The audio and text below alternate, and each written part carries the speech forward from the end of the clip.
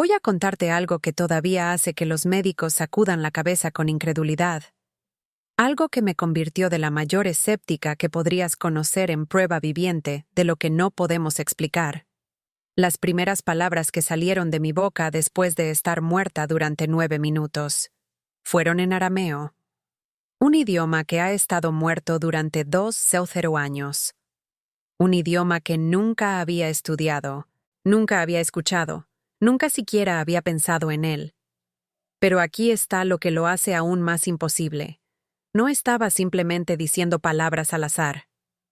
Estaba repitiendo la misma frase una y otra vez, 47 veces, con pronunciación perfecta, en un dialecto que los lingüistas confirmaron que ni siquiera debería existir en mi cerebro.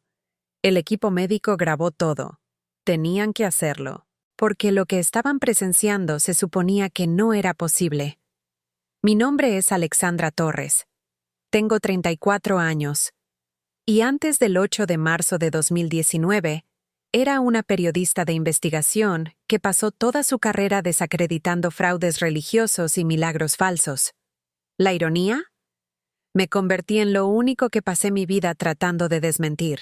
Y si te fascinan las historias verdaderas que desafían todo lo que creemos saber sobre la vida y la muerte, me encantaría que te suscribieras y te unieras a este viaje. Y aquí hay una pregunta que me muero por saber. ¿Alguna vez experimentaste algo que simplemente no podías explicar? Déjalo en los comentarios, porque después de escuchar mi historia, podrías ver tu experiencia de manera diferente. Ahora, déjame llevarte al principio, porque entender quién era yo antes hace que lo que me sucedió sea aún más imposible de descartar. Yo era el tipo de persona que necesitaba evidencia para todo. Hechos, datos, pruebas. Yo no creía en lo sobrenatural, lo espiritual o lo divino. Si no podías medirlo, documentarlo o replicarlo en un laboratorio, no existía en mi mundo. Mi abuela solía decirme que tenía un corazón frío para los misterios. Ella era la única persona religiosa en toda nuestra familia. Inmigrante colombiana, católica devota, creía en los milagros como creía en respirar. Y chocábamos constantemente por eso. Mija, me decía con su acento marcado, algunas verdades no necesitan pruebas. El corazón ya lo sabe. Y yo ponía los ojos en blanco. Abuela, el corazón es solo un músculo que bombea sangre. No sabe nada. Esa fue nuestra dinámica durante 30 años. Ella rezaba por mi alma. Yo escribía artículos exponiendo televangelistas y sanadores por fe. Ella murió el 3 de noviembre de 2016, pacífica, mientras dormía. En su funeral, no lloré. Di un elogio lógico sobre su impacto en nuestra comunidad. La gente pensó que era fuerte. La verdad era que simplemente no creía que estuviera en un lugar mejor. Creía que se había ido. Punto. Durante los siguientes 2 años y medio, me sumergí más profundamente en mi trabajo. Estaba obteniendo reconocimiento, premios, invitaciones para hablar. Acababa de terminar una gran exposición sobre un pastor de mega iglesia que estaba estafando a personas mayores con sus ahorros. La vida era exactamente como yo la quería. Controlada, lógica, explicable. Hasta el 8 de marzo de 2019. El día en que todo lo que creía se hizo añicos en 1000 pedazos. El día en que morí. Y el día en que regresé hablando palabras que nunca debería haber conocido. Pero el idioma ni siquiera fue la parte más extraña. Fue el mensaje que seguí repitiendo. El mensaje que mi abuela había estado tratando de decirme toda mi vida. Y finalmente lo escucharía. En el lugar entre la vida y la muerte. En un idioma más antiguo que la civilización moderna misma. Déjame pintarte una imagen de quién era yo antes de que todo cambiara. Para marzo de 2019, había construido exactamente la carrera que había soñado. Periodista de investigación senior en el Chicago Tribune. ¿Mi especialidad? Derribar fraudes que se aprovechaban de la fe de personas desesperadas.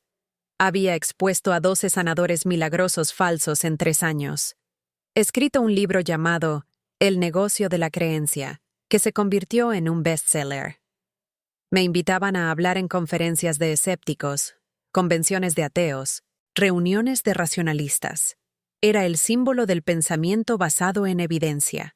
Mi apartamento en Lincoln Park estaba lleno de premios, placas, portadas enmarcadas. Pero ¿sabes qué no había ahí?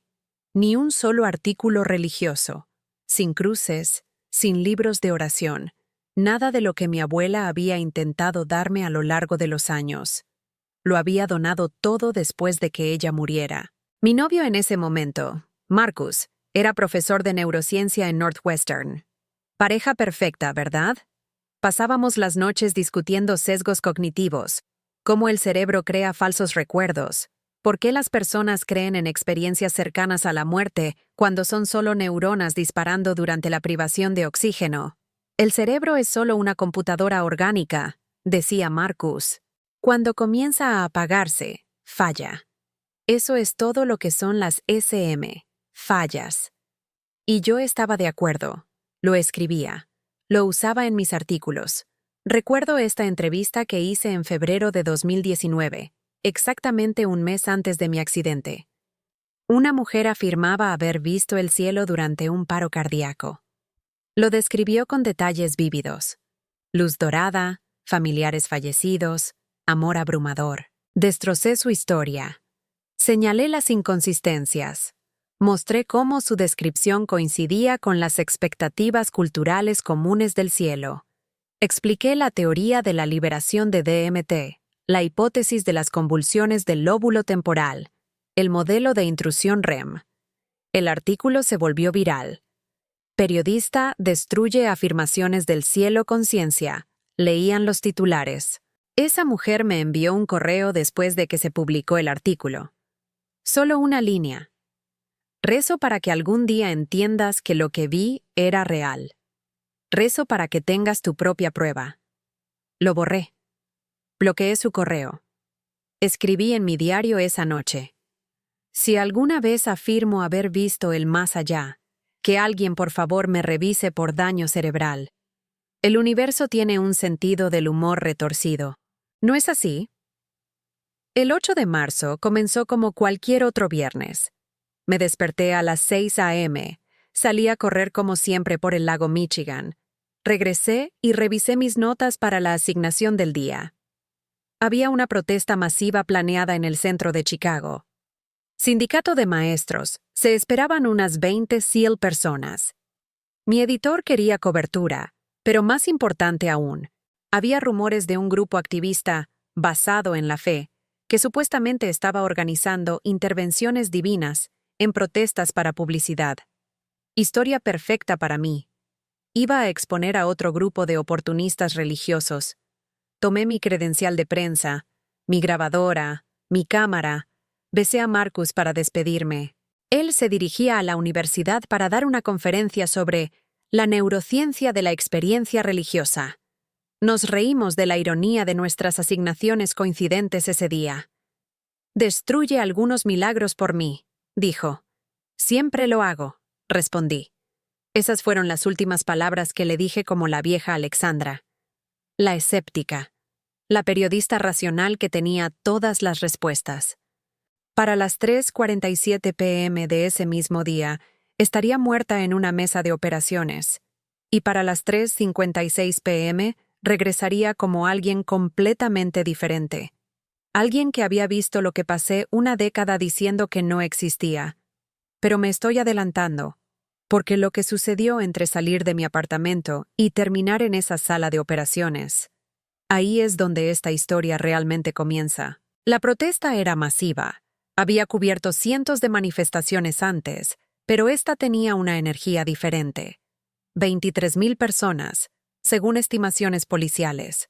Maestros, padres, estudiantes, todos exigiendo mejor financiamiento para las escuelas públicas de Chicago.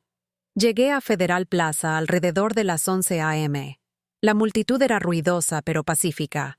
Cantos, carteles, lo usual. Estaba buscando al grupo religioso del que me habían informado, los que supuestamente estaban organizando milagros falsos para las cámaras.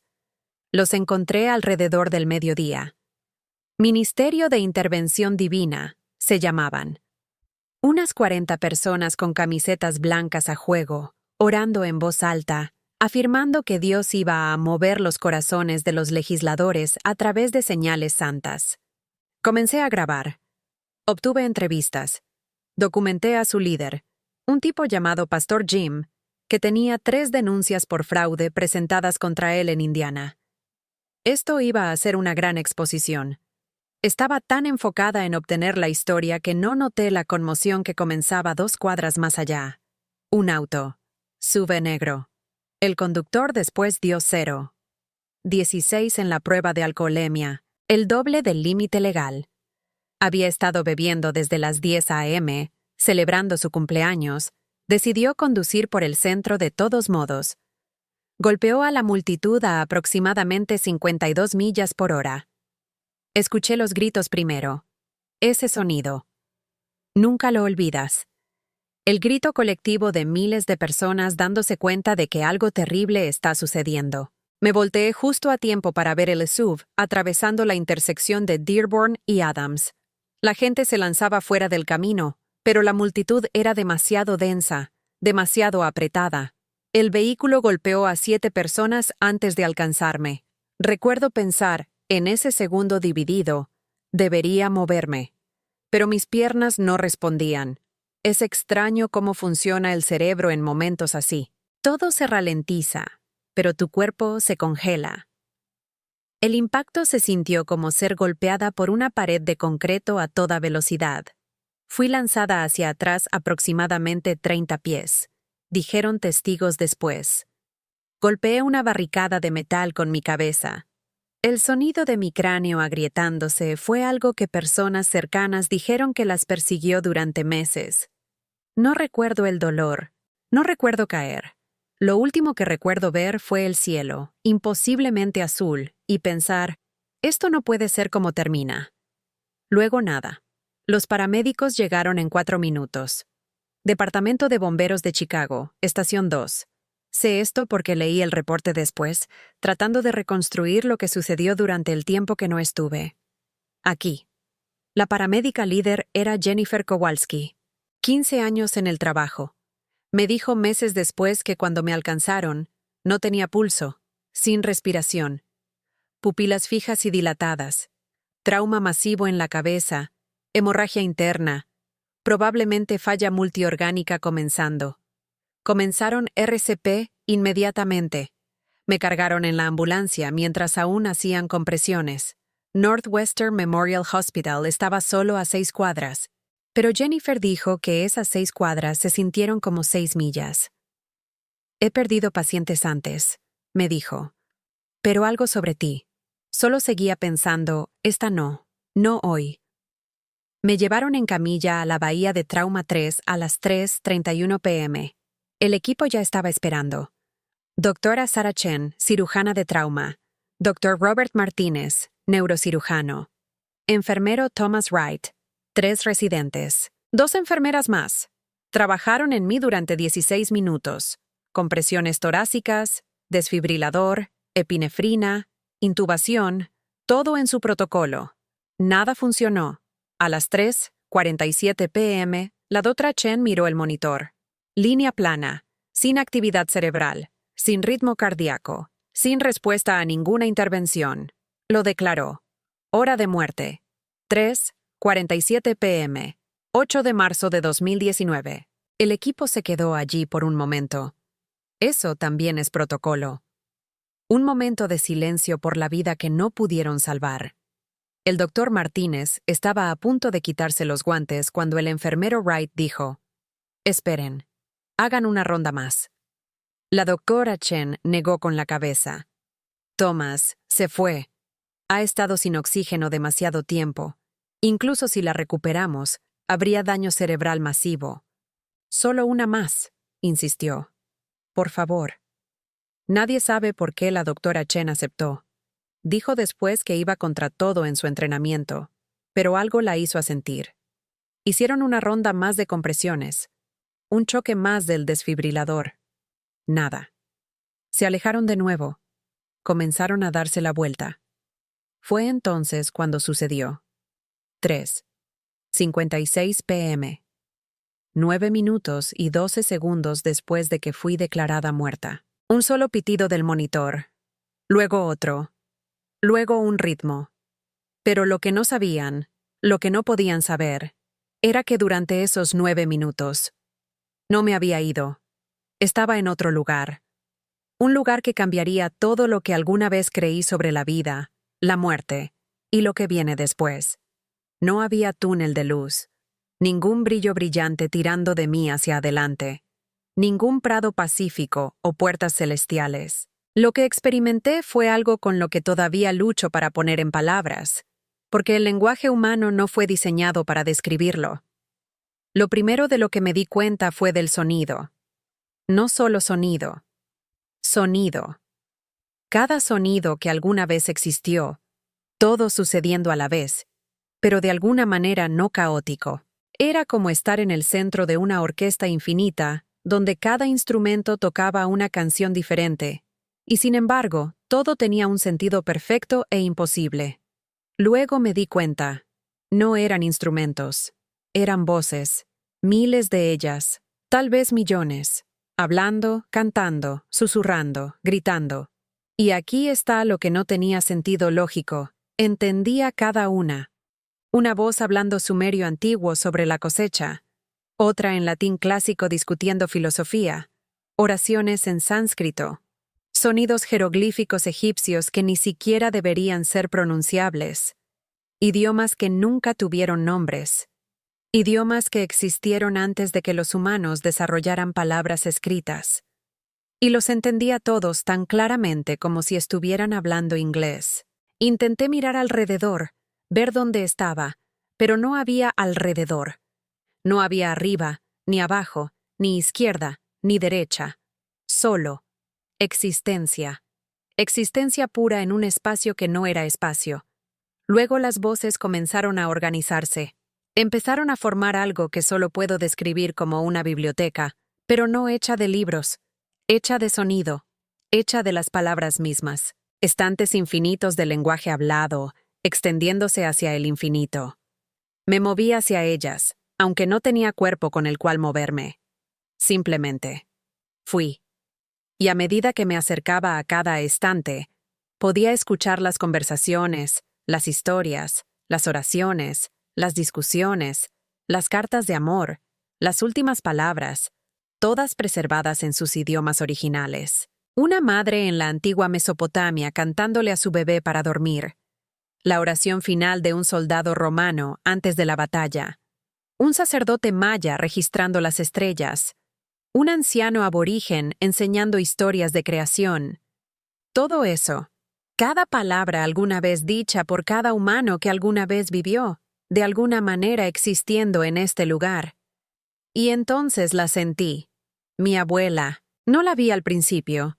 Sentí su presencia de la manera en que sientes la luz del sol en tu piel, cálida, inconfundible, real.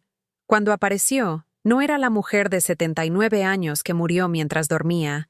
Se veía, sin edad, como si cada versión de ella misma existiera simultáneamente, joven y vieja y todo en el medio.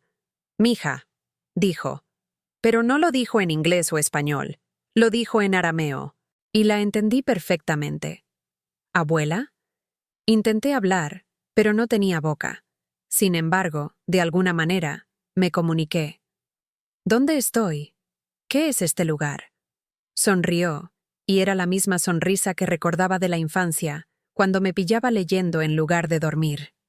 Este es el lugar donde nacen todas las palabras, dijo, todavía en arameo, aunque lo entendía tan naturalmente como respirar. Cada idioma, cada sonido, cada forma en que los humanos han tratado de expresar lo que sienten. Todo existe aquí. Nada se pierde jamás. Miré alrededor de la biblioteca infinita de voces. Pero estoy muerta. ¿No es así? Tu cuerpo se detuvo, dijo. Pero tú, eres más de lo que ese cuerpo jamás fue. Siempre lo fuiste. Las voces a nuestro alrededor parecieron responder a sus palabras, armonizando en algo que se sentía como acuerdo, como si el universo mismo estuviera asintiendo. Pasé toda mi vida, dije, Y podía sentir emoción incluso sin lágrimas, demostrando que esto no existía, demostrando que tú ya no existías, que cuando la gente moría, simplemente se iba.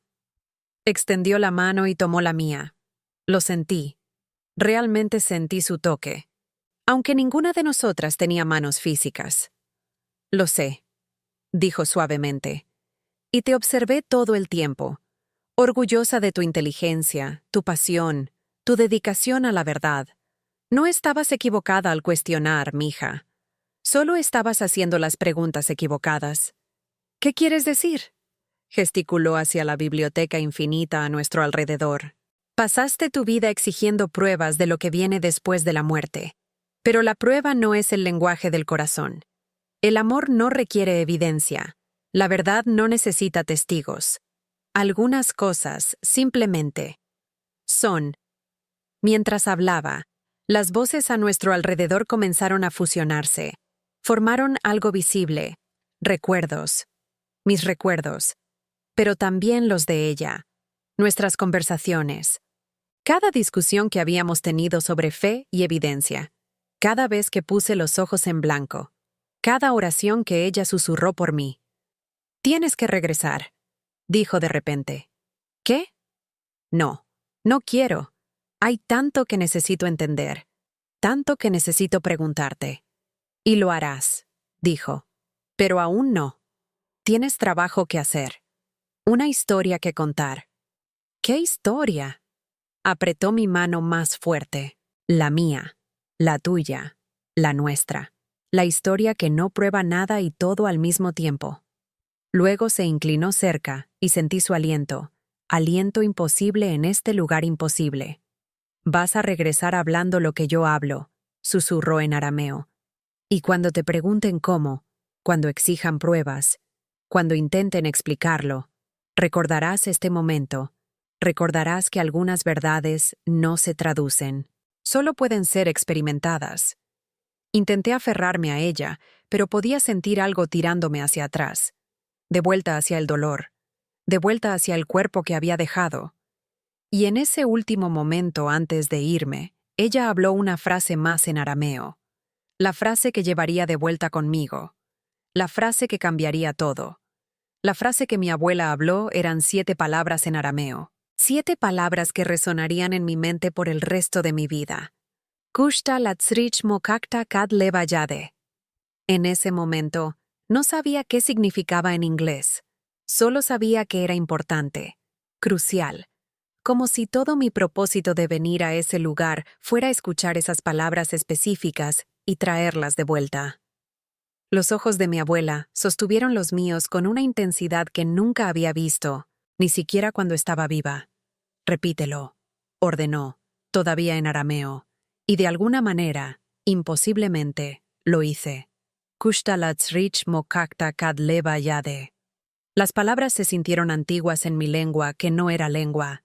Vibraron a través de cualquier forma en que yo existiera. Y mientras las hablaba, toda la biblioteca de voces a nuestro alrededor respondió. Cada idioma, cada sonido, cada palabra alguna vez hablada pareció armonizar con esa frase única. Otra vez, dijo mi abuela. Debes recordarlo exactamente, no aproximadamente, no lo suficientemente cerca, exactamente. Kushta latzrich mokakta kad leva yade. Lo repetí, y esta vez se sintió como si las palabras se estuvieran tallando en mi conciencia, marcándose en cualquier parte de mí que sobreviviría el viaje de regreso. ¿Por qué esta frase? Pregunté. ¿Qué significa? Sonrió, pero había tristeza en ello. Es lo que he estado tratando de decirte toda tu vida, mija. Cada discusión que tuvimos, cada oración que dije por ti, cada vez que exigiste pruebas de la existencia de Dios. Estaba diciendo esto mismo de diferentes maneras. A nuestro alrededor, las voces comenzaron a cambiar. Me mostraron momentos de mi infancia.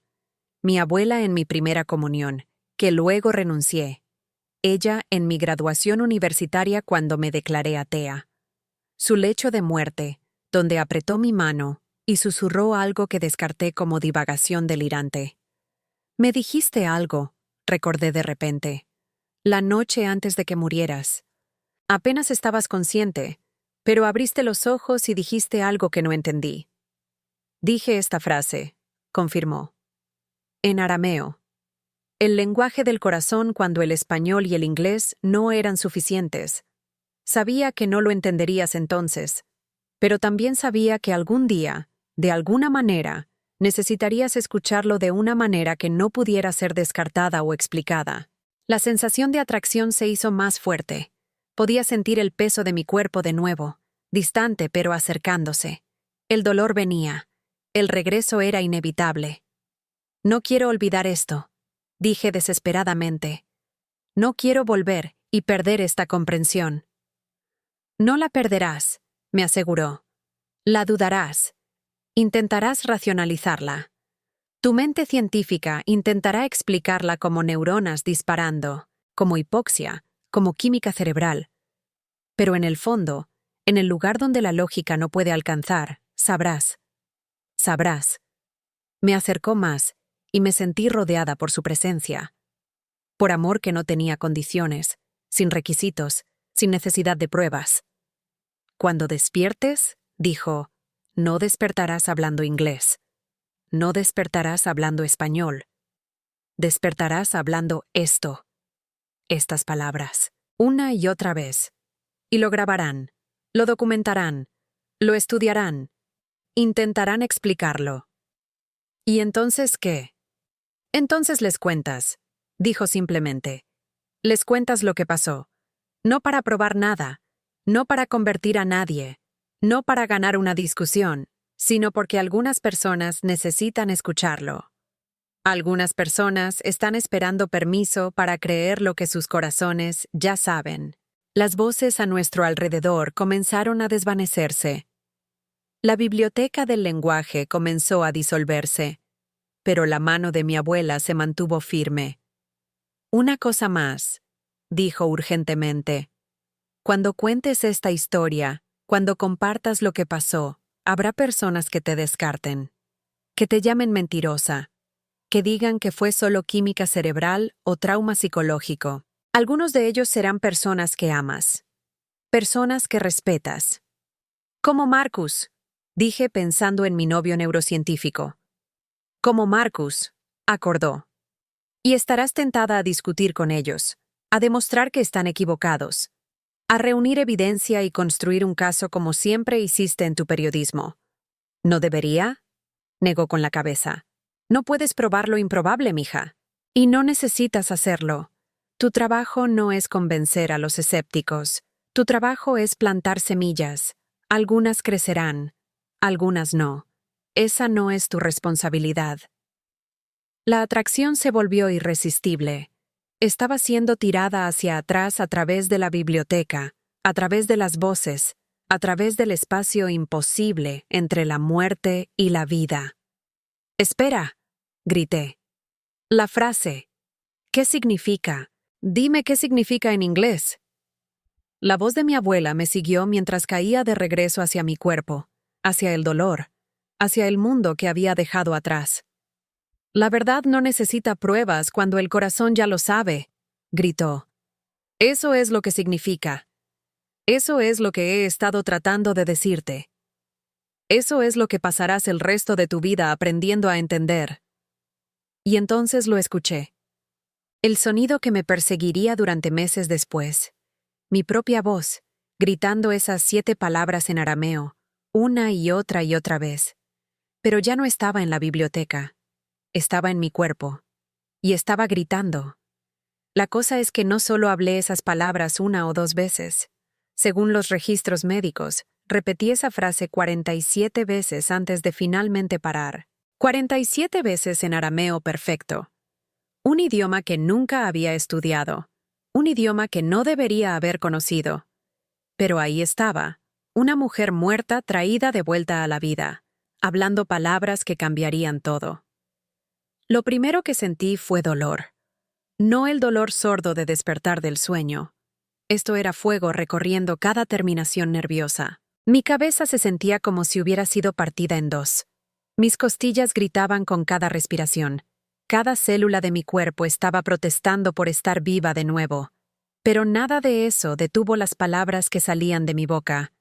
Kushta, latsrich mojacta kadleva yade. Lo estaba gritando, una y otra vez. Mis ojos ni siquiera estaban abiertos todavía, pero la frase estaba saliendo de mí como si tuviera su propia voluntad, su propio propósito. La voz de la doctora Chen cortó la niebla. «Está convulsionando. Dame». «No», interrumpió otra voz. «Enfermero Wright, no está convulsionando. Mira sus ojos. Está consciente. Está hablando». «Eso no es inglés», dijo el doctor Martínez. «¿Qué idioma es ese?» «Kushta latsrich mokakta kadleva yade». Le grité de nuevo, y podía sentir manos sobre mí, tratando de sujetarme, pero no podía parar. Las palabras tenían que salir. Mi abuela me había dicho que tenían que salir. «Alguien grabe esto», ordenó la doctora Chen. «Ahora». Escuché revuelo, un teléfono siendo sacado. Luego mi propia voz, distante y extraña, siendo capturada por un dispositivo mientras yacía allí, técnicamente viva, pero aún no completamente de vuelta. Kushta latsrich mokakta kadleva yade. 17 veces. 18. 20. ¿Alguien reconoce esto?, preguntó urgentemente el doctor Martínez. ¿Alguna identificación de idioma? Suena del Medio Oriente, dijo uno de los residentes. ¿Tal vez árabe? No es árabe. Una voz nueva, femenina, con acento. Más tarde supe que era la enfermera Laila Hassan, originaria de Siria. Espera. Reproduce eso de nuevo. Deben haber reproducido la grabación porque escuché mi voz de nuevo, metálica a través de los altavoces del teléfono, gritando esas 7 palabras. Hubo una larga pausa. «Oh, Dios mío», susurró Laila. Eso es arameo antiguo». ¿Qué? La voz de la doctora Chen fue cortante. ¿Estás segura? Mi abuela lo hablaba, lo usaba en oraciones. Eso es definitivamente arameo, pero el dialecto es viejo, muy viejo. No es siríaco moderno. Esto es como pronunciación de la era bíblica. Kushta latsrich mokakta kadleva yade. Grité de nuevo, y esta vez sentí mis ojos abrirse de golpe. Las luces fluorescentes de la bahía de Trauma 3 quemaron mis retinas. Rostros me rodeaban, rostros sorprendidos, rostros confundidos, rostros que acababan de ver a alguien volver de la muerte hablando un idioma que no debería existir en su cerebro. 32 veces, 33, 34. No podía parar. Mi boca se movía sola. Las palabras salían a raudales como si una presa se hubiera roto y no hubiera forma de cerrarla de nuevo. Alexandra. El rostro de la doctora Chen apareció sobre mí. «Alexandra, ¿puedes oírme? ¿Sabes dónde estás?» Quería responder en inglés. Quería decir, «Sí, estoy en Northwestern Memorial. Fui atropellada por un auto. Morí. Vi a mi abuela». Pero lo que salió fue, «Kushta latsrich mokakta kadleva yade». 40 veces ahora. 41. «Revisa su estado neurológico», dijo el doctor Martínez.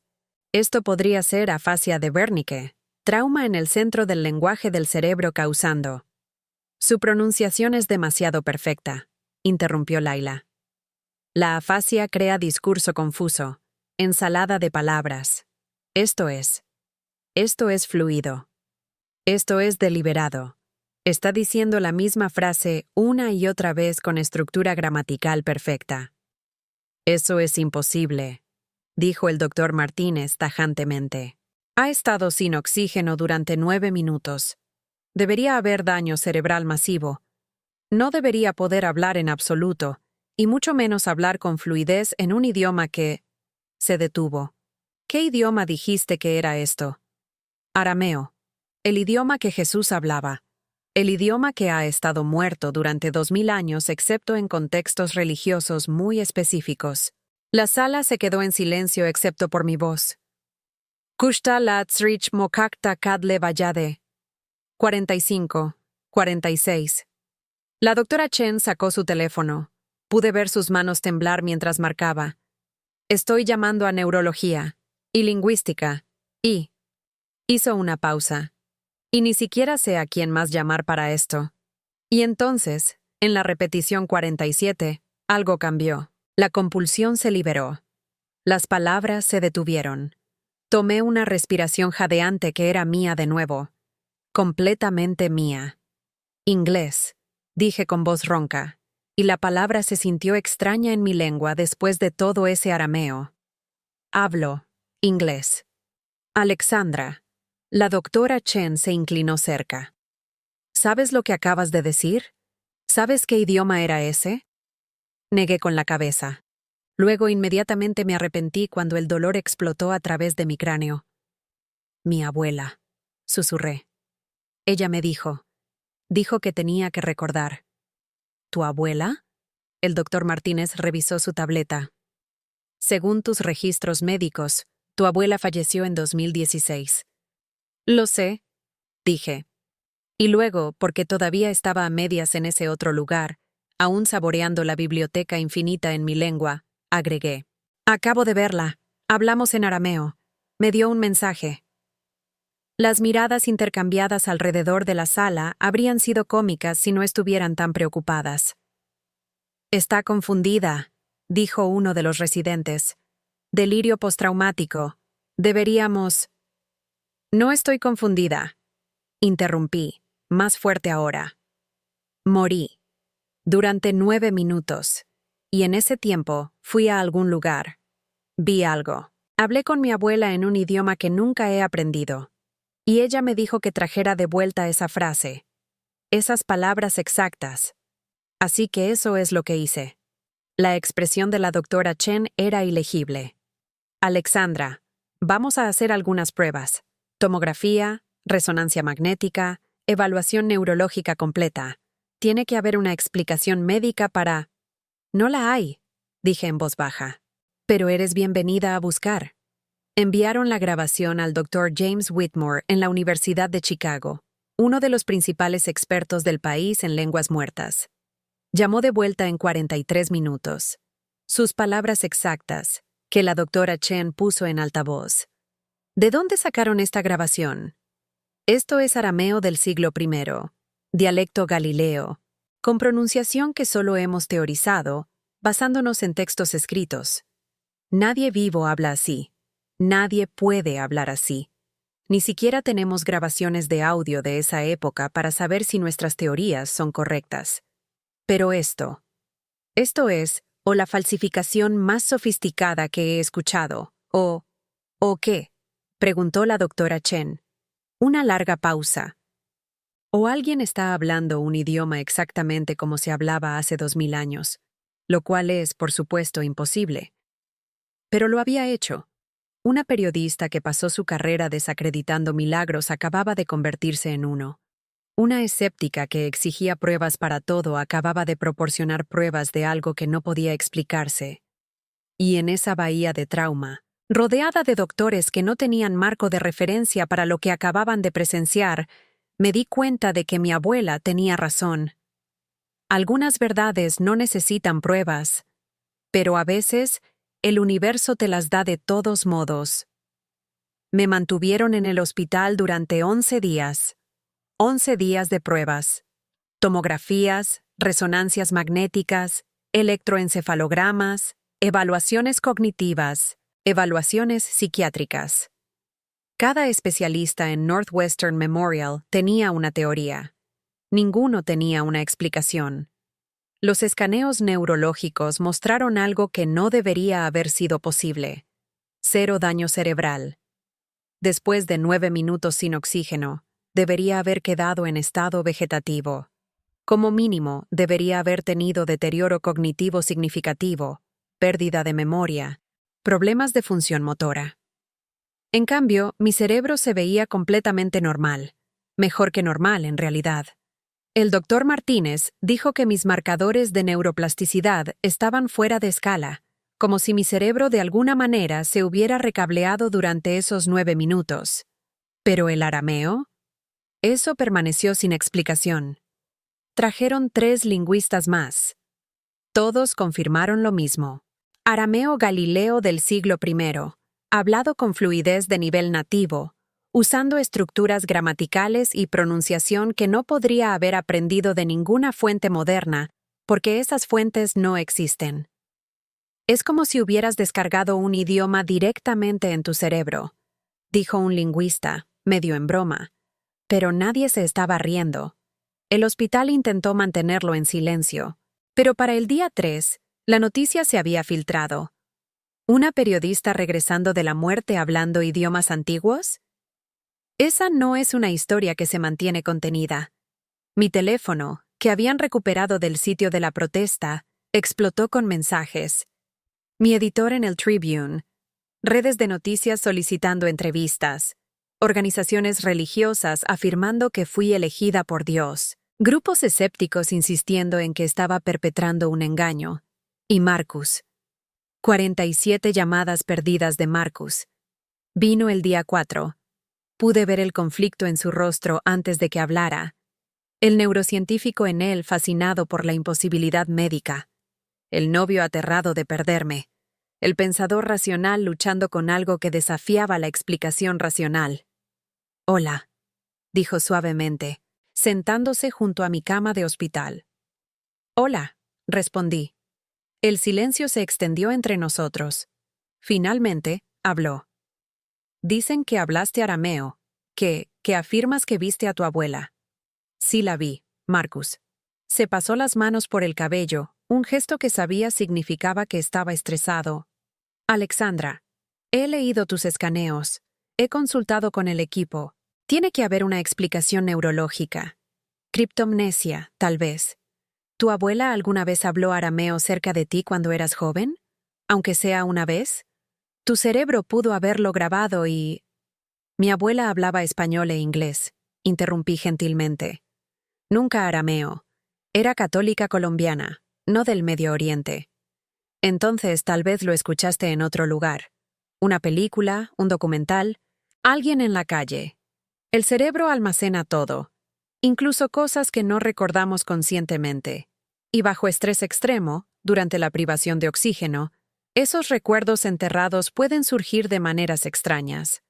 Miré al hombre con quien había estado planeando mudarme. El hombre que había coincidido perfectamente con mi visión del mundo durante 3 años. Y me di cuenta de que no importaba lo que dijera, no importaba qué evidencia existiera, él siempre encontraría una manera de explicarlo, porque aceptar mi experiencia como real significaría desmantelar todo su marco para entender el mundo, tal como había desmantelado el mío. Probablemente tengas razón, dije en voz baja. No porque lo creyera, sino porque de repente entendí lo que mi abuela quiso decir. No puedes probar lo improbable. Solo puedes plantar semillas. Marcus se veía aliviado. ¿Entonces entiendes que fue solo un evento neurológico? ¿Uno fascinante, definitivamente digno de estudio, pero explicable? Entiendo, dije, que necesitas que sea explicable. Y está bien. Terminamos 2 semanas después de que me dieron de alta. Mutuo, pacífico, triste. Él necesitaba a alguien que viviera en el mundo de la realidad medible. Yo me había convertido en alguien que existía entre 2 mundos. La frase que mi abuela me dio, la verdad no necesita pruebas cuando el corazón ya lo sabe. La hice traducir y verificar por el mismo Dr. Whitmore. Él fue quien me dijo algo que me dio escalofríos. Esta frase exacta, dijo, no aparece en ningún texto arameo conocido. No en manuscritos religiosos, no en documentos históricos, en ninguna parte. O creaste una oración completamente original en un idioma muerto con gramática perfecta, o... Se quedó callado. O alguien que conocía ese idioma me lo enseñó. Terminé. Asintió lentamente. He estudiado idiomas muertos durante 40 años. Esta es la única vez que he querido creer en milagros. Mi carrera cambió después de eso. El Tribune quería que escribiera un relato en primera persona, pero querían que lo enmarcara como un misterio médico, no una experiencia espiritual. Decliné. En cambio, comencé a investigar experiencias genuinas cercanas a la muerte. ya no para desacreditarlas, sino para documentarlas, para dar voz a personas que, como yo, habían experimentado algo que no podía contenerse en una caja científica ordenada. Todavía recibo mensajes de escépticos llamándome fraude. Todavía veo artículos analizando mi caso, tratando de explicar lo que pasó. Y está bien. Pasé 34 años siendo una de ellos. Entiendo la necesidad de explicaciones lógicas. Pero también recibo otros mensajes, de personas que han tenido sus propias experiencias, que han visto cosas que no pueden explicar, que han estado esperando permiso para hablar de ello sin ser descartadas o ridiculizadas. Esos son los mensajes que importan. Visité la tumba de mi abuela 2 meses después del accidente. Llevé flores. Me senté en el pasto junto a su lápida. Lo entiendo ahora, abuela, dije en voz alta, sin importarme si alguien me escuchaba. Tenías razón, sobre todo. Y juro que en ese momento la escuché reír. No con mis oídos, sino con algo más profundo. La misma parte de mí que entendió arameo sin aprenderlo nunca. La misma parte que sabe que algunas verdades no requieren pruebas. Todavía tengo momentos donde dudo, donde me pregunto si Marcus tenía razón, si todo fue solo neuronas disparando. Pero entonces recuerdo esos 9 minutos. Recuerdo la biblioteca de voces. Recuerdo la mano de mi abuela en la mía. Y recuerdo que 47 veces hablé un idioma que nunca había aprendido, con pronunciación perfecta de hace 2000 años. Algunas cosas no pueden explicarse, solo experimentarse. Y si esta historia resonó contigo, si alguna vez tuviste una experiencia que desafió toda explicación, me encantaría escuchar sobre ella en los comentarios abajo. Y por favor, suscríbete a este canal, porque hay más historias como la mía ahí afuera, esperando ser contadas. Historias que desafían todo lo que creemos saber sobre la vida, la muerte y lo que yace entre ellas. Gracias por escuchar.